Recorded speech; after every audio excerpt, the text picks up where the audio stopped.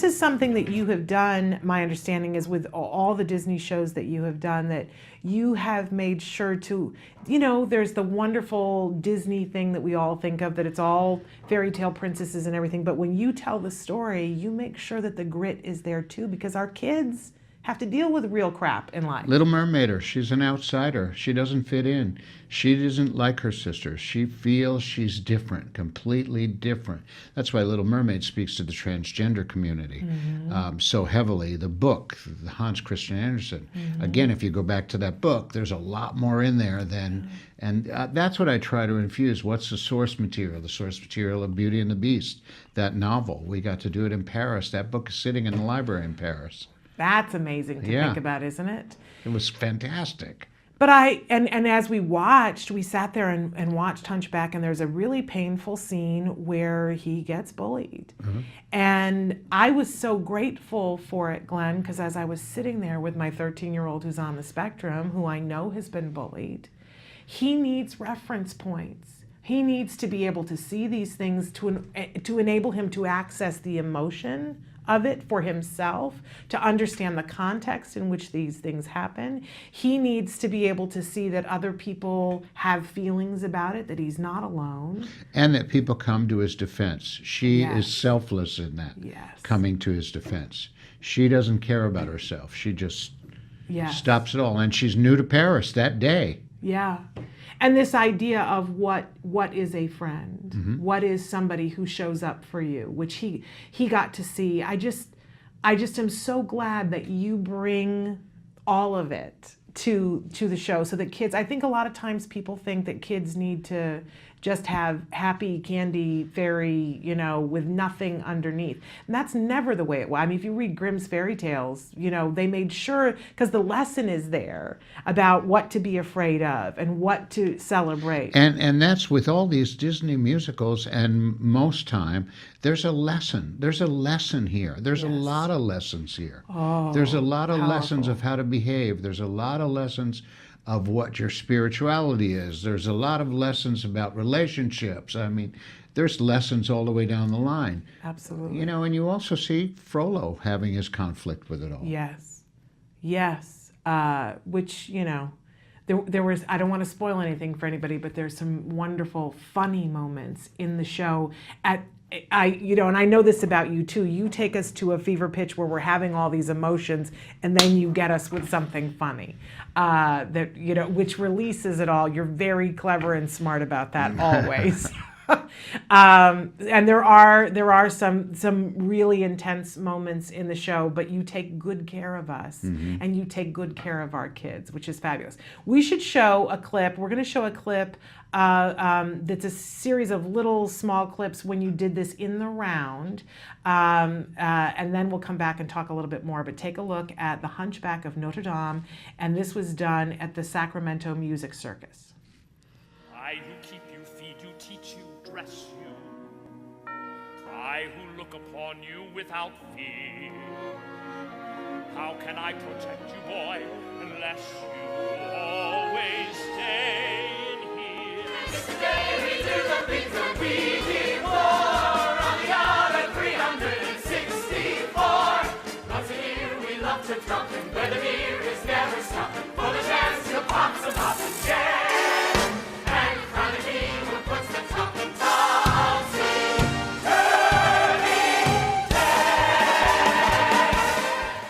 So you can see the dates there, that it's now playing at La Mirada.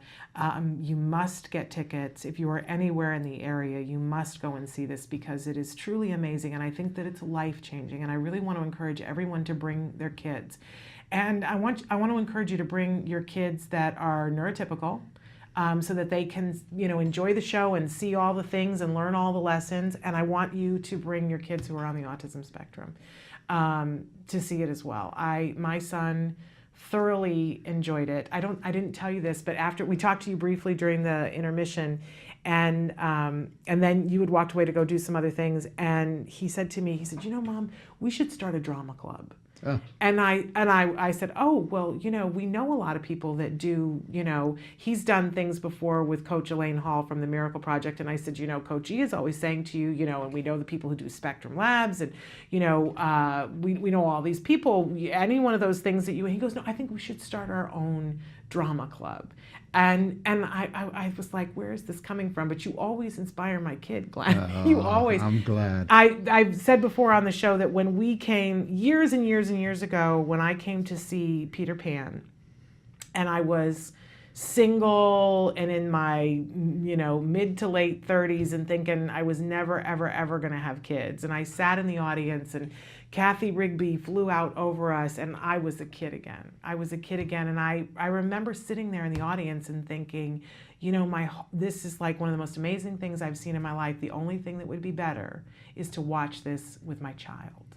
And I had no child, had no hopes of having a child, and then like 7-8 years later, you did a revival of it and invited us to come and bring my child on the spectrum, just starting to talk again. My kid, who before autism came to live with us, sang all the time. Everything was a microphone and he sang always, and then autism came, no singing. And we had worked on the talking was happening again, but the singing was gone, and I thought it was gone forever. But his favorite thing always, before autism, through autism, everything was Peter Pan. Oh. We watched that A&E, because that's, if you ever watch the A&E, the DVD, or that's Glenn's Peter Pan. And we watched that over and over and over. If he was sick, that was what he wanted, was to watch Peter Pan. If he was well, that's what he wanted. The first time the therapist got him to make eye contact, they were playing Swords Peter Pan with him. So you've had a big, all throughout everything that we've done. But so we bring him finally to see the show. And oh my gosh, it was such a, great moment for me. I'm like, oh, I'm here. I was here and I wished for a kid, and I'm here with the kid. This is amazing. You brought us backstage afterwards. We have a great picture of our son with Kathy. And the next morning, I'm upstairs and I'm doing something, and I hear out of his bedroom, my kid is singing Zippity-Doo-Dah. And I didn't even know he knew that song, but he's in there singing Zippity-Doo-Dah. It was the first time he sang. Wow. Yeah. So, and now he sings all the time. He's been in plays. He has done that, and it's all you. Oh. It's all you. So I encourage you, bring your kids. Your kids will be inspired, and it's important for our kids to see.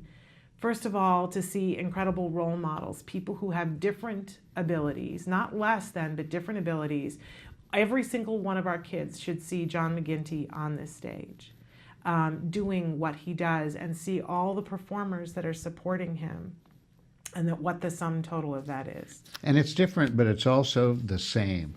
John went through the same process as everybody else, tirelessly, through the whole thing. And it's harder for him, but the same process. Yes. Same questions. Yes. Same ideas. Same wanting to be so good. Yes. It's all that. Yes. But it's, sometimes when you see people perform, and all I can say is, when they put their whole back into it, you know what I mean? And he gives this performance that is, but Dino's right there with him and giving it to him in shovelful. Honestly, I wanted to kiss him. The autism mother in me wanted to kiss Dino and say, thank you, because you made that richer and deeper, and so that we got to see John fully. And Well, they both go through the same beats. Yeah. They both go through the same beats, Yes. which was interesting, finding that out. And it's interesting to me that, that maybe what helped you to see this in so many different ways is that you've done it in so many different languages already, directing, which let's talk about that just ever so briefly. I'm keeping you longer than I said I would. But so when the first time that they said to you, you're going to direct something in a different language, what show was it? Beauty and the Beast. And what language? Dutch. And were you not a little bit like, oh man, what have I gotten myself into? Yes, especially when I heard the language. I was like, okay, but... Because Dutch is a little bit, right? Yeah, but Martina Brill, she did the translation, and she translated it beautifully. And she would give me a back translation, and it was poetic the way she Yeah. wrote it. Okay. But I learned the language as I went. I learned what the sense of humor was in each country, Okay. because it's all different. Yeah. What makes people laugh in Spain is not the same Oh in my France, goodness. and not the same in Dutch, and not the same in Russian or Japan. That hurts my head, Glenn. That hurts my head. France, I went to the Comédie Française to see what they were doing. Yeah. They had a comedy. I thought, let me just go see what their sense of humor. Very dark, very real, very not Right. not any of that slapstick stuff. Just Interesting. yeah.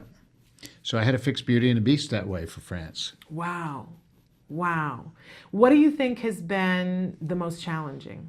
What is there a particular language or a particular show or a particular country that Russia, Moscow was challenging with both Beauty and Little Mermaid.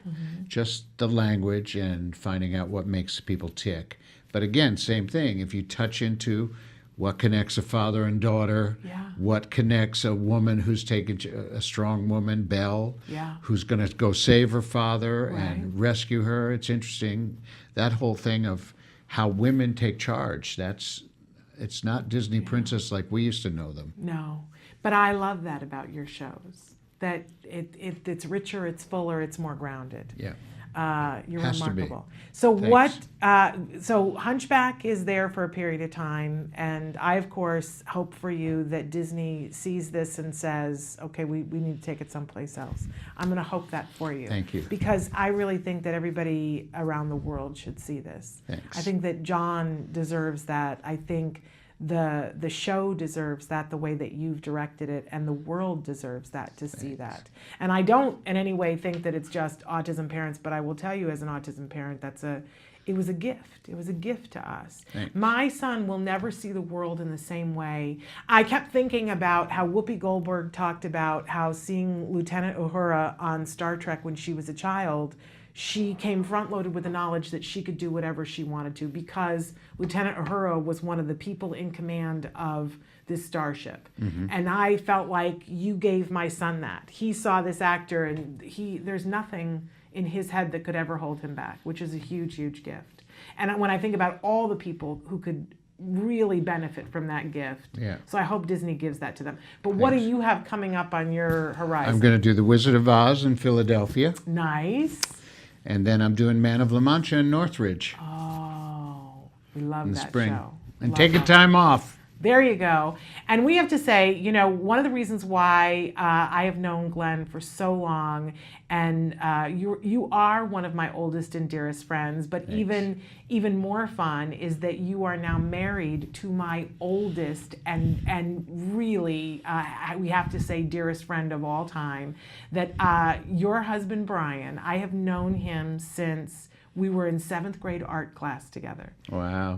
And he, this is how far back Brian and I go back. He is my Elwood. He is Oh. when we did high school drama, he was Elwood and I was Vita Louise, which we have never forgotten.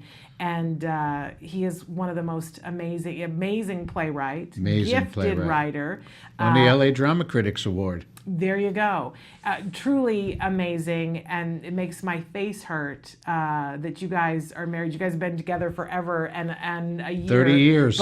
But finally put a ring on it, which I'm really happy and excited for. And I wish my mother were alive to have seen that because She would've loved she would have plotzed. Yeah. My mother would have just absolutely loved that. So you have to give him a kiss for me I because will. I haven't seen him in a while. And we look forward to hearing more about the things that you do and seeing the things that you do and hearing the stories that you tell and taking what you've learned from this, because I imagine this has opened your mind as well. Yep. And saw that as possible. It scared me at first. 9 days to tackle this scared me. Yeah. But anything's possible. But don't you think, in all honesty, that the show is so much better well worth because it. of it? Well worth it. Yeah, I think it's amazing. Now we're sending a little bit later on in the show that you guys are seeing today. We're going to have a young man, an actor, a 15-year-old actor, who Kobe is he's been very involved here with the Miracle Project here in Los Angeles, and he is getting ready. He just this summer did a camp called Broadway Dreams. You may have heard of it, where sure. they bring Broadway actors and they work.